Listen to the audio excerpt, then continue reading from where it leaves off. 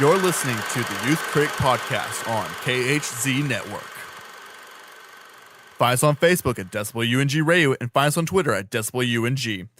If you like this episode, please leave a like and comment on our iTunes page at KHZ Network. And now for the podcast.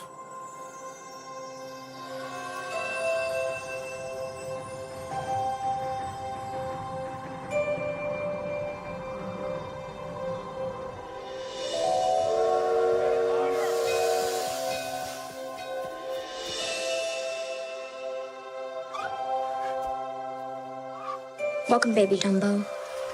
We're all family here, no matter how small.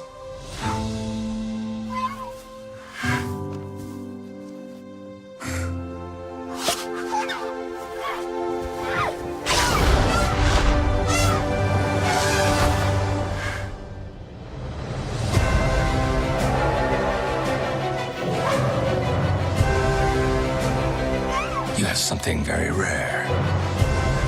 You have wonder. You have mystique. You have magic. Wow! Come with me. Together, we can soar on that elephant's wings. What's happening? Where are they taking her? Take Dumbo back inside. But she's his mom. Do something. She needs us. Look at me.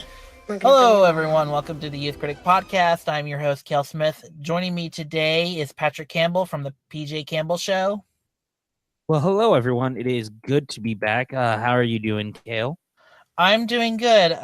So, Patrick, we're going to address a bunch of elephants today. Is that correct? Yeah, the elephant currently in the room, apparently, that someone decided this was the way we were supposed to go, and it's unfortunate, but here we are to talk about it. All right. Yeah, and it's now flying and less pink than usual. I just, we'll talk about it. I have lots and lots and lots of thoughts. Okay, yeah. All right. So guys, we are going to be talking about Dumbo, the Tim Burton reimagining, because, every Disney classic movie now has to be reimagined. Look in 2022 when they run out of ideas and they have to remake Song of the South. Well, look, I mean, thing about Song of the South is Disney's still profiting off of Song of the South. They definitely have a theme park attraction based off of that movie across the world in almost every one of their parks. So maybe it's time that they actually face what they did and do something with it. But hey, maybe that's just me. And I'm not the one saying I want it. It's just when they run out of ideas, they're gonna spin their wheels to get Song of the South going. I just think that it's time for them to actually be like, yes, look, we definitely did make this, and yes, we know that it's maybe not appropriate now. However, we'd like to actually try to make amends for that and do something different. But maybe that's just me. Oh yeah. So anyway, I just feel like they're profiting off of it, and it's so frustrating that it's like, oh, so we still have a theme park attraction, but we will never actually talk about the fact that we did this movie. Yeah, it's Space Mountain, right? God damn it, Kale. Anyway, so Patrick, before we get into the movie, what are your thoughts on the Disney classic? So I know that Dumbo's very, very beloved. I really enjoy Dumbo. The thing is for me, it's never been one of my absolute favorites of their of the animated movies. It's always been one that I appreciated. It was actually my grandmother's favorite animated Disney movie, so I've seen it almost way too many numerous times to count because of that. And again, it's a movie I very much enjoy. It's just not nearly one of my favorites of, the great Disney era of animated films. Yeah, so for me, very quickly, I haven't seen this movie since I was 7 or 8 years old, and I felt very little emotions watching it, and I don't even remember how it ends. There's my history. I went into this movie You're almost literally the blind. people that they wanted. You were literally the people that they were hoping would walk into the theater. Yep, I stumbled to the theater after watching Matthew McConaughey give like one of the best performances of his career in Harmony Korine's The Beach Bum. I'm so excited to see it. God, it's so good. It's so great. And it has to be better than this, so you know. Oh, you have no idea. It's great. And yeah, so going into my review very quickly, this movie's pretty mediocre. I mean, if you thought Miss Peregrine's was mediocre, you thought Alice in Wonderland was mediocre, if you thought Dark Shadows was very mediocre, this is also going to be very, very mediocre. I thought the acting was fine. I thought, although the little girl didn't give really much of a performance anyway, it just looked like she was reading lines off of a cue card. Maybe I'm just being mean, but it just really was like nope, jarring. You're right. It really just was jarring to see how dry her line reads were, and then you see Colin Farrell just trying to give a performance, but I don't think Tim Burton quite knows how to get performances out of people anymore. That's why he was sticking to his usual crew of Johnny Depp and Helena Bonham Carter for so long, because he knew he could rely on them, and now he's trying out new talent like Ava Green and getting older friends of his like Michael Keaton and Danny DeVito back again. I just don't think he knows quite how to get talent or work with talent again, which is really sad.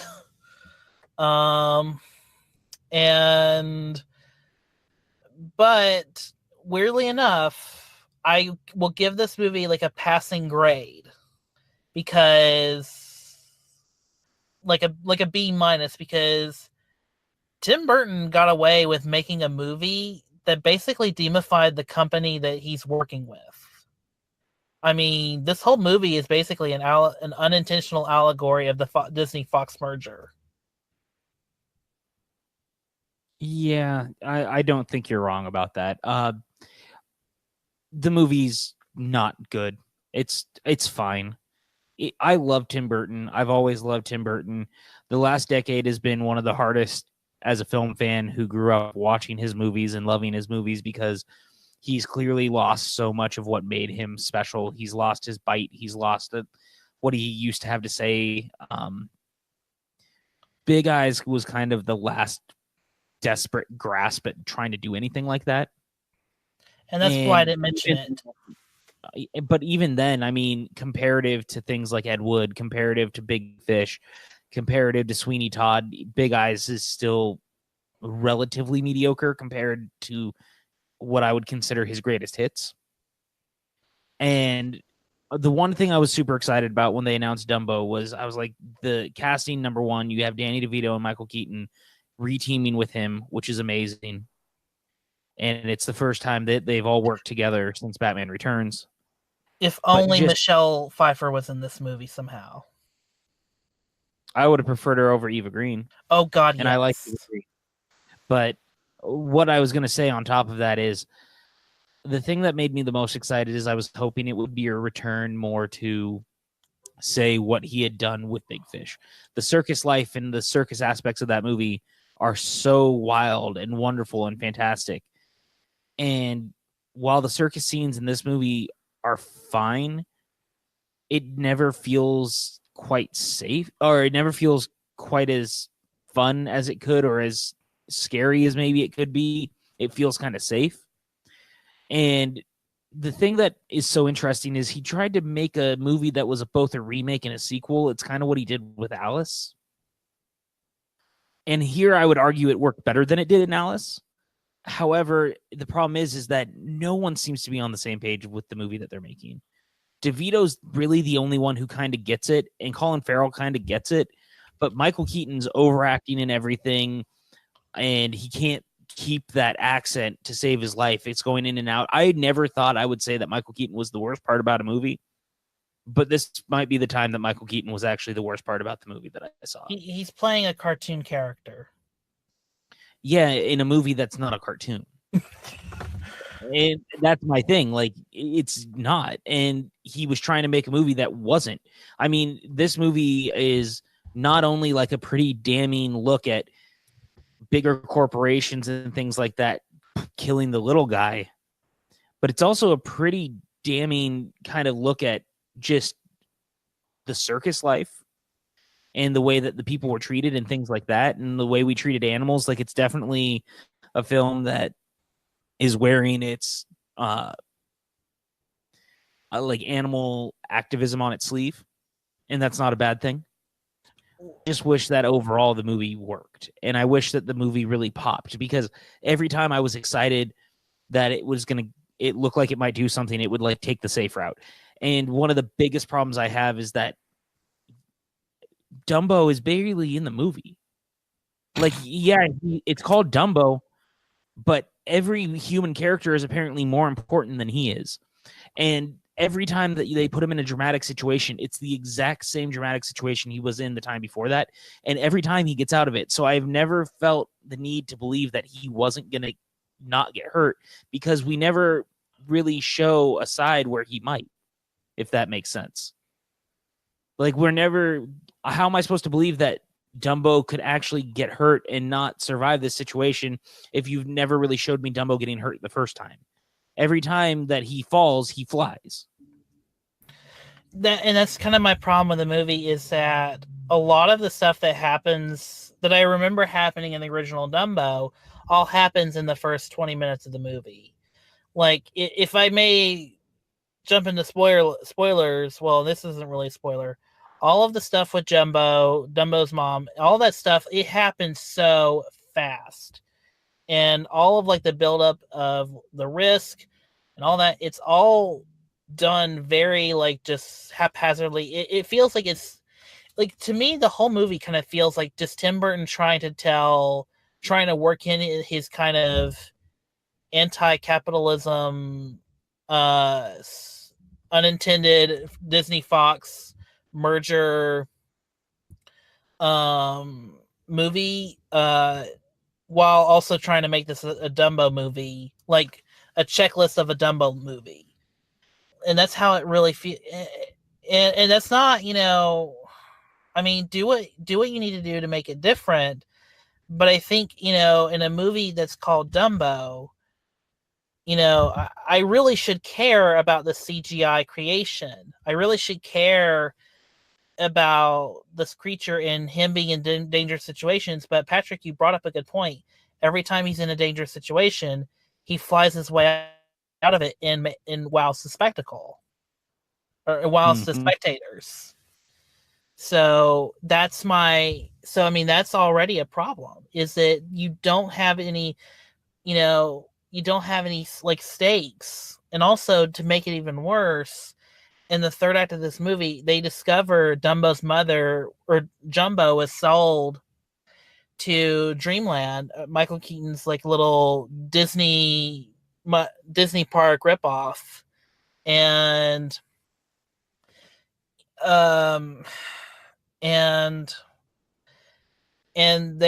Michael Keaton just all of a sudden is like, well, shoot, I gotta kill Jumbo now for some reason. Although Dumbo finding out his mother is there doesn't really impact Dumbo's performance. We never see like how it will impact Dumbo's performance at all. So his irrational decision is what it just comes out of nowhere, but it's only there really just to, add more stakes and add more reason to burn down Dreamland at the end of the movie. That's really what it is. And we're not shitting you, folks. We are not shitting you. This is all that happens in the movie. Yeah, man. I wanted to love this movie. Really, really wanted to love this movie. and it just really never comes together in any sort of way. And every time, I did like some of it. I can't pretend that I didn't. And I mean, I cared about Dumbo because I thought he was cute. The design is awesome. And I wanted him to get back with his mom because I just don't like seeing animals separated from their parents like that, you know? Because that's the one thing they do right, is that relationship. I legitimately don't care about anything else. And why should I? The movie never gives me a reason to. I mean, the stuff with Colin Farrell and his family is all well and good if I actually understood and knew those characters, but we never get to know them. Colin Farrell came back from the war. He's been hurt and he's lost his arm and he's got no relationship with his kids. Great. You know, that's really as far as it goes. Which is so typical, or it's so like typical of these movies. It's so stereotypical at this point. Dad comes home from war, doesn't know his children. His children give him a hard time. His children even treats him differently because he's one arm, even though they're in a fucking circus. Sorry. And then what's the shit about Danny DeVito selling all of his stuff that he didn't own? Like, what in the world? Like, that doesn't even make sense to me on a basic human level for someone that he's supposed to be friends with. Well, and then there's this whole thing where Danny DeVito, like the running gag about him having a problem with a monkey, which is overdone by the time that the movie is over. It never goes anywhere. Right, exactly. And that's what I mean. That's the story of this movie. It just never goes anywhere. Is it fun to watch at times? Is it good? No, because it doesn't have anything to say. And it's very dour. And it really is, isn't it? Yeah, it's dour. I mean, it's not even shot very cinematically. Like, to me, I don't think there's not a whole lot of interesting, like, wide shots. Maybe that's because...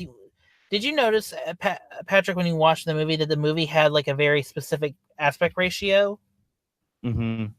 I definitely did. Yeah, so for when I saw this movie on a very, very wide screen, it looked like it was in 4:3. Yeah, I'm trying to figure out why he did that. Maybe he thought it would be better for the scenes where Dumbo's flying. It reminds me of when Whedon did that with Avengers. He shot it full because he thought it would look better for Hulk. But then it turned out when you saw Age of Ultron, even in scope, Hulk looked fine. Like, I never really understood that. I really still felt like it just came down to Whedon wasn't comfortable shooting in scope. And I get it. I do. But I definitely didn't feel like Dumbo was cinematic. It reminded me a little bit of the first Avengers, where when you're watching it, you're like, could potentially be a TV movie, you know, like just that look. Yeah. I mean, they try to get a lot of it historically accurate. I mean, production designer Rick Heinrichs does a really good job of designing Dreamland. I mean, the whole technical aspects of the movie is really good. Like, the CG looks really good. Dumbo as a character looks fantastic. Like the texture on the skin, everything looks really good on him. It's just, I don't care about the character. I just don't care. And you cared about the relationship between the mother and between Jumbo and Dumbo, but I didn't. I don't think because it just was, you know, in 10 minutes of screen time, they were separated. And I was like, I mean, that's fair. It's totally fair. But I just think that for what it was worth, they did do a good job making me care, because I just felt bad. I mean, you felt bad, but you wonder on your part, is it manipulation or was it at all natural? Well, I mean, look, let's be frank. I think people get lost in the whole idea of, well, movies are emotionally manipulating me. Yeah, that's the point. If you have a reaction to something, you've been emotionally manipulated, no matter what.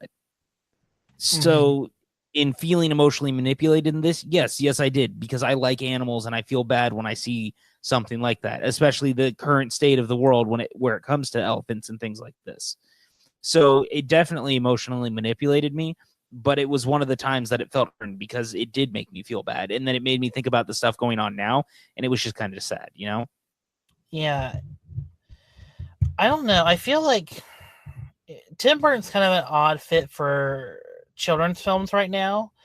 I get that his animation kind of, or not animation style, but kind of his aesthetic kind of fits more with children's films.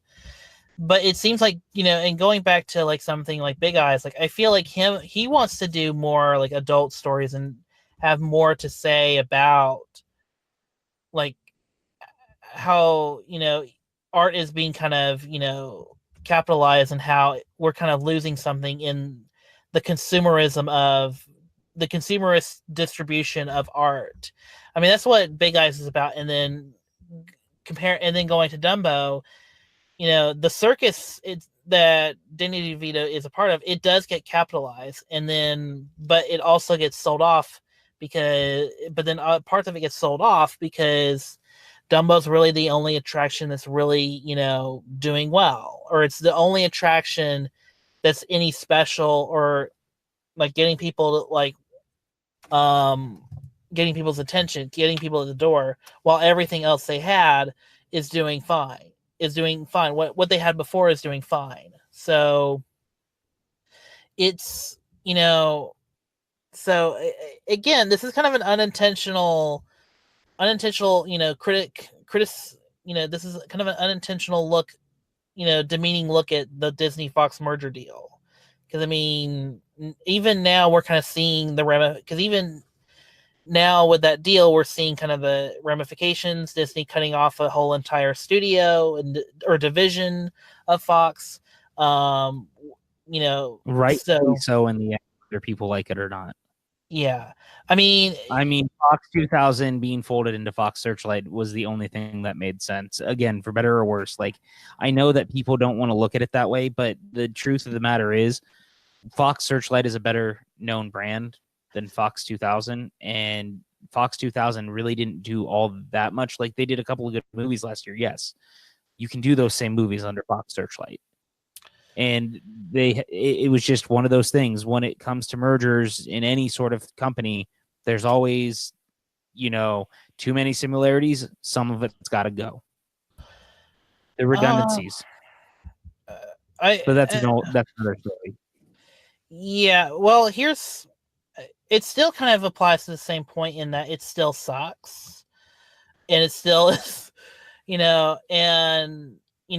but the movie's answer, even in its answer of what to do in spite of, being taken over and being, rolled over by the, the little guy or the big guy,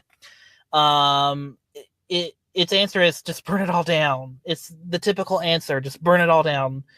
Just burn the whole thing down. Because that's literally what happens at the end of the movie. They just burn it all to the ground. It was unintentional, I think, in their plan to burn it all to the ground. I hope. Again, but the ending's kind of confusing. No one really knows what the plan was. They kind of just do a bunch of random stuff.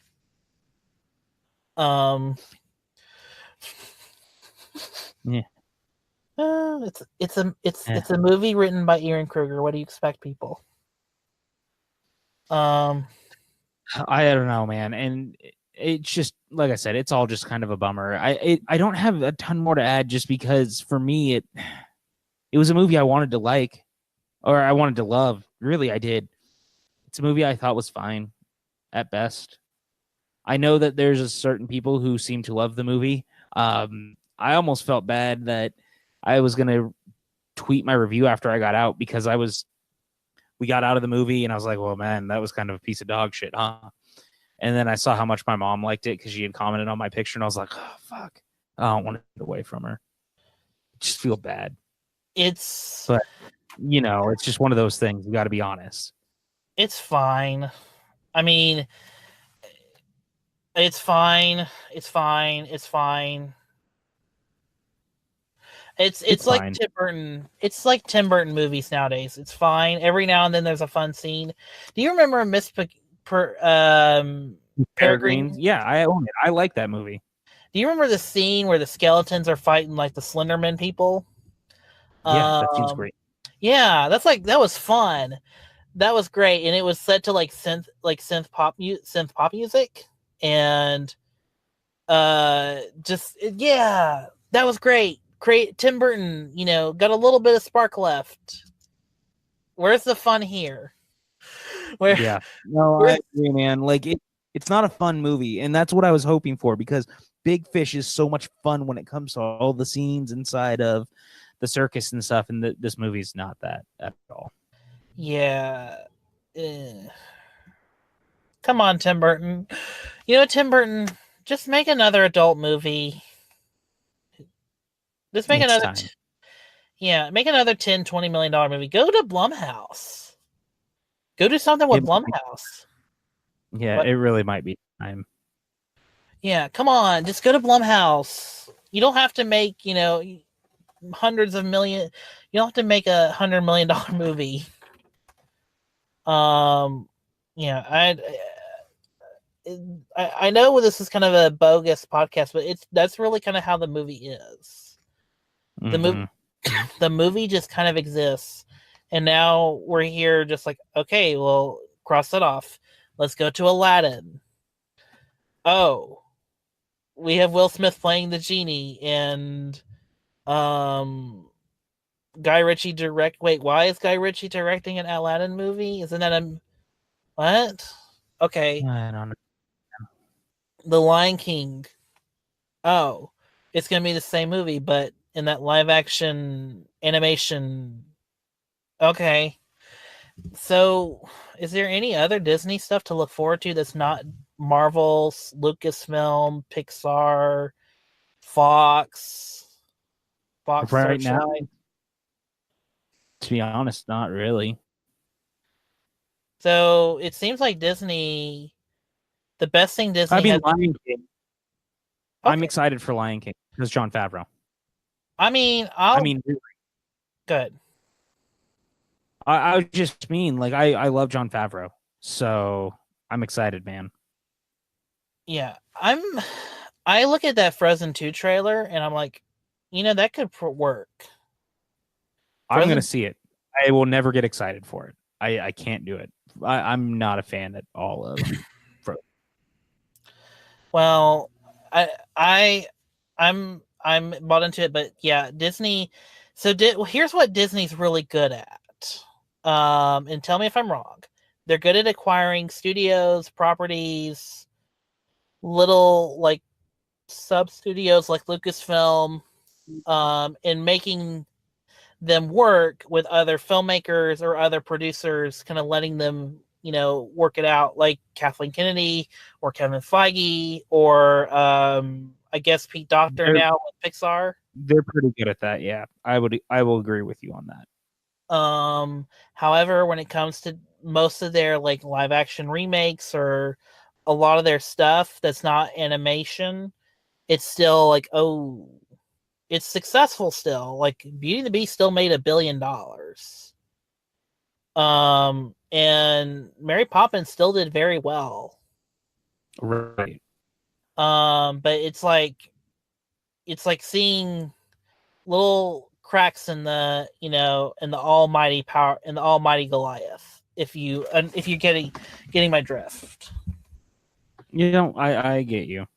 Yeah.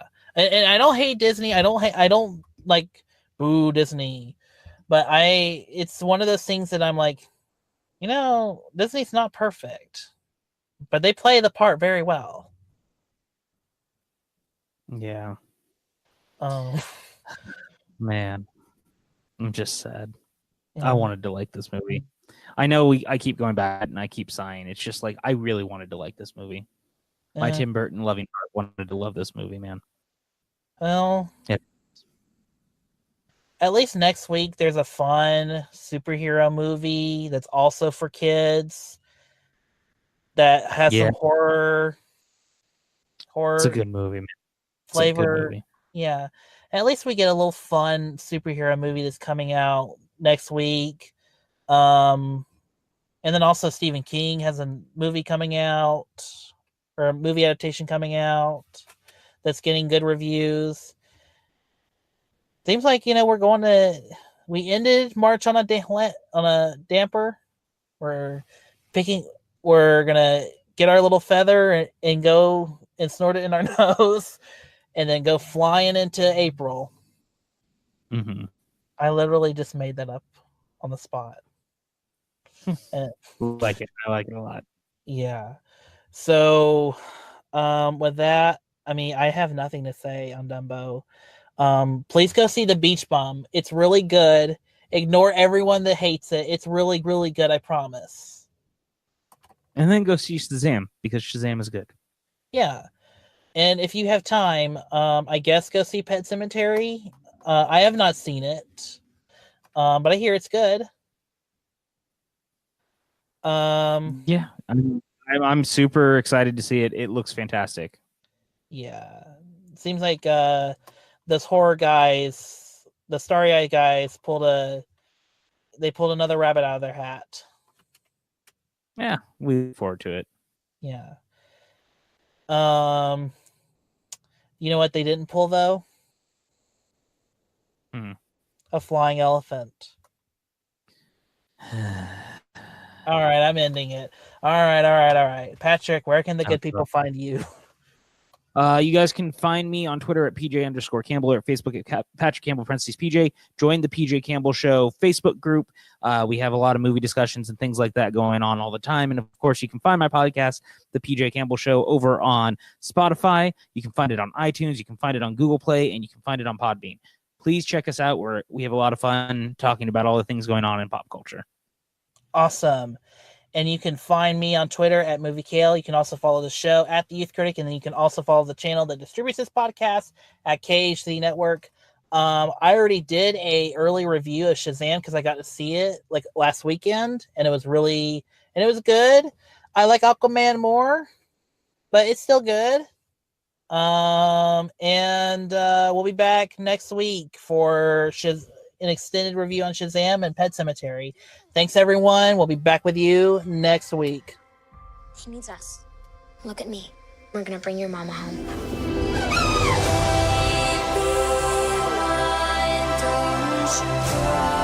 He doesn't look like magic to me.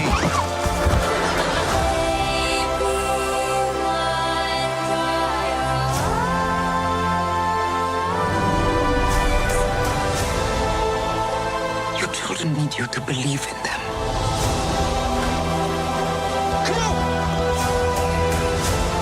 You can do it, Dumbo. Show him.